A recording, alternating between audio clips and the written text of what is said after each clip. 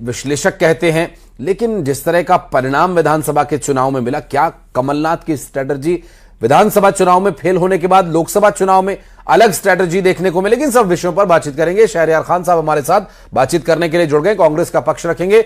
सरमन नगीले साहब हमारे साथ हैं, वरिष्ठ पत्रकार हैं। गुंजन चौकसे जी हमारे साथ भारतीय जनता पार्टी का पक्ष रखेंगे, और इसके अलावा हमारे साथ निरंजन पोद्दार जी भी हैं, राजनीतिक विश्लेषक हैं। राजनीति के विषयों को बारीकी से रखना और उसके मोटे मोटे जो खाका है उस खाके को समझाने का काम हमारे साथ ये करेंगे इस कार्यक्रम में।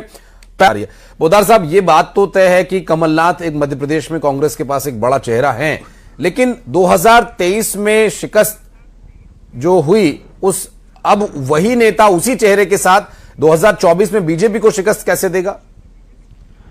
निश्चित रूप से आशीष जी, देखिए ऐसा है, इस बात को दो संदर्भ में हमें समझना पड़ेगा। पहला संदर्भ यह है कि जिस तरीके से 2003 के अंदर दिग्विजय सिंह के हाथ से भारतीय जनता पार्टी ने शासन अपने कब्जे में किया था, और उसके बाद में लगातार भारतीय जनता पार्टी, आप ये मान के चलिए, वहां पे अपनी सरकार को रिपीट करते हुए आ रही है। और जो बात 2018 की कही जा रही है कि भाई 2018 के अंदर भारतीय जनता पार्टी कहीं ना कहीं पिछड़ी थी और कमलनाथ जी का नेतृत्व था, निश्चित रूप से ये बात सच है। लेकिन इसके अंदर आपको एक चीज और समझनी पड़ेगी कि जो कांग्रेस के लिए जो उस समय दो क्षेत्र ऐसे थे जो मजबूत किले साबित हुए।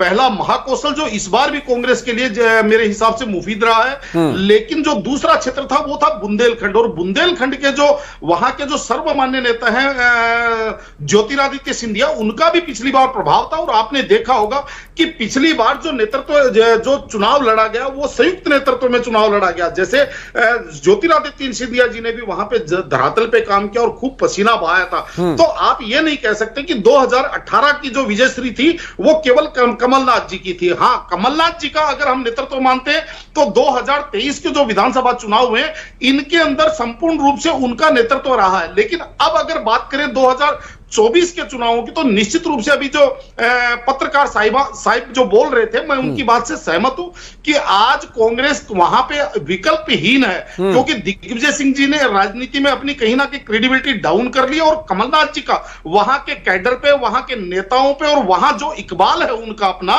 यानी कि लोग उनको अपना नेता भी मानते हैं और उनकी धमक भी मानते हैं और उनका इकबाल भी माना जाता है। उसी धमक की पोद्दार साहब में बात करना चाहूंगा, मैं पोद्दार साहब के पास जाना चाहूंगा, एक रिएक्शन पोद्दार साहब से। पोद्दार साहब, मुद्दे देखिए विधानसभा और लोकसभा चुनाव में कुछ कुछ बदल जाते हैं, चेहरा भी क्या बदल जाना चाहिए या फिर उसी चेहरे पर? चूंकि विधानसभा का चुनाव एमपी के मन में मोदी, मोदी के मन में एमपी के नाम पर बीजेपी ने लड़ा।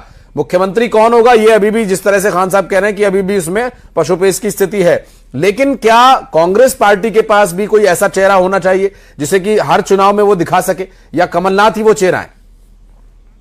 देखिए आशीष जी, आज की तारीख में अगर बात करें मध्य प्रदेश राज्य की, तो मेरे हिसाब से वहां कांग्रेस के पास कुछ विशेष है नहीं, और कांग्रेस के पास जो है ले दे करके आज की तारीख में कमलनाथ जी के ऊपर दाव लगाने के अलावा मेरे हिसाब से इनके पास कोई विशेष ऐसा कोई व्यक्ति नहीं है जो सारे के सारे राज्य के नेताओं को और सारे राज्य के कैडर को कंट्रोल कर सके। रही बात यहाँ पे जो 2024 के चुनावों के अंदर लाभ किसको होगा, नुकसान किसको होगा, तो आपको एक चीज और बता दूं, जैसे आपने अभी कहा कि राज्य के मुद्दे अलग होते हैं और केंद्र के मुद्दे अलग होते हैं, और जनता आज की तारीख में इतनी जागरूक है आशीष जी कि वो हर एक चीज को देख करके वोट करती है। इसका उदाहरण आप आंध्रा में ले लीजिए। जब आंध्रा में 2019 के अंदर राज्य और यानी कि विधानसभा और लोकसभा दोनों के लिए एक साथ चुनाव हुए, 2 ईवीएम मशीन रखी गई, तो आपने देखा होगा कि लोगों ने विधानसभा के लिए जगन मोहन रेड्डी की पार्टी को वोट किया, जबकि लोकसभा के लिए भारतीय जनता पार्टी को वोट किया। यानी कि एक ही टाइम पे लोगों ने अलग अलग वोट किया। तो इससे ये चीज साबित होती है कि जनता इतनी जागरूक है। और यहां पे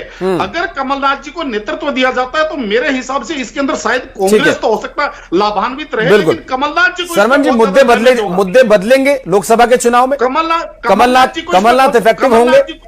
आशीष जी, कमलनाथ जी को इसमें बहुत ज्यादा डैमेज होगा, क्योंकि बैक टू बैक अगर एक सवाल, एक रिएक्शन मैं ले लेता हूं मैं, गुंजन जी, चूंकि कमलनाथ ही वो कड़ी है जो बीजेपी को अब तक टक्कर देते आए, आपने बहुत सारी बातें गिनवाई, बात करते हैं, दावा करते हैं, और बहुत बहुत शुक्रिया आप सभी का। चूंकि समय इजाजत नहीं देता इसलिए चर्चा आगे नहीं बढ़ा सकते। बहुत बहुत शुक्रिया आप सभी का इस बातचीत के लिए, हमारे साथ जुड़ने के लिए।